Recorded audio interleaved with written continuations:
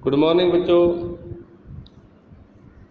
आज हम कक्षा 12 में ज्योग्राफी यानी भूगोल का छठा जो अध्याय हमने शुरू किया है उसे आगे पढ़ेंगे। हम पढ़ रहे थे मानव अधिवास में प्रतिरूप। आज हम पढ़ेंगे 5वां पॉइंट एरिया त्रिज्या प्रतिरूप।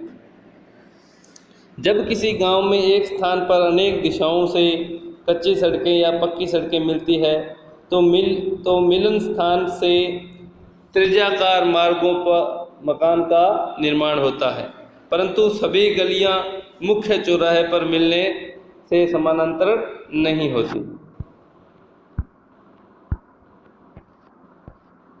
तो ये जो आकृतियां हैं, पहला है आयताकार प्रतिरूप, दूसरा वृत्ताकार प्रतिरूप और तीसरा अर्धवृत्ताकार प्रतिरूप, रेखीय प्रतिरूप, अरीय प्रतिरूप, तारा प्रतिरूप, त्रिवतीय प्रतिरूप, नाभीय प्रतिरूप।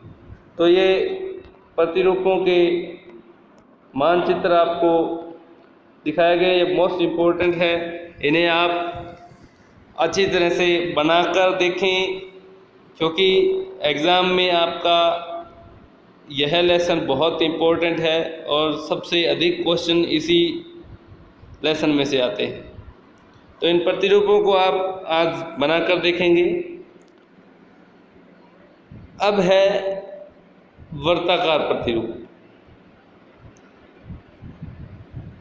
प्राय किसी झील, तालाब, कुएं, किले, धार्मिक स्थल या चौपाल के चारों ओर मकानों के बसने से बस्ती का आकार वर्ताकार हो जाता है, इसलिए इसे वर्ताकार प्रतिरूप कहते हैं। नाभिक प्रतिरूप इसकी प्रारंभिक अवस्था है।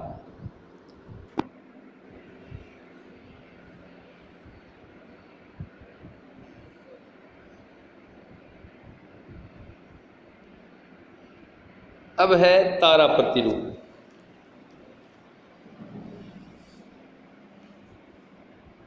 तारा प्रतिरूप प्रारंभ में अरीय प्रतिरूप के रूप में विकसित होता है, परंतु बाद में बाहर की ओर जाने वाली सड़कों के किनारे मकान बनने से इसकी आकृति तारे जैसी हो जाती है, इसलिए इसे तारा प्रतिरूप कहा जाता है। अब है पंखा प्रतिरूप।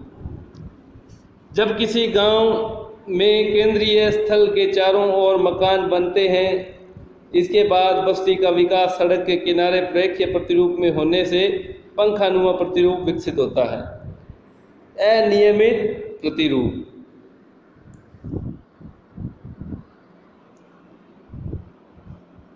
मानव द्वारा अपनी सुविधा अनुसार बिना किसी योजना के मकानों का निर्माण होने से आकार रहित अधिवास विकसित होता है, जिन्हें अनाकार प्रतिरूप कहते हैं, जिनका कोई आकार नहीं होता। सड़कें या गलियां शेष भूमि के पर बाद में विकसित होती है, जो टेढ़ी मेढ़ी, घुमावदार और प्राय सकड़ी होती है।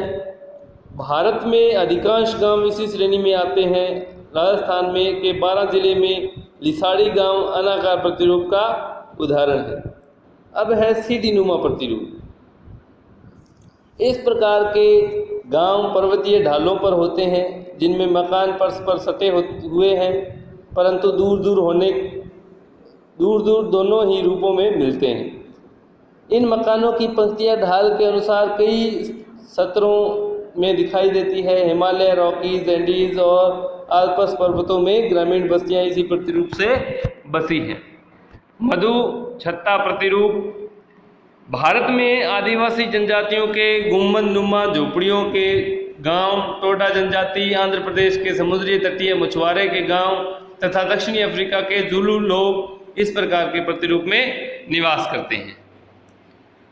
तो आज का लेसन इतना ही। आगे का लेसन हम कल पढ़ेंगे। धन्यवाद।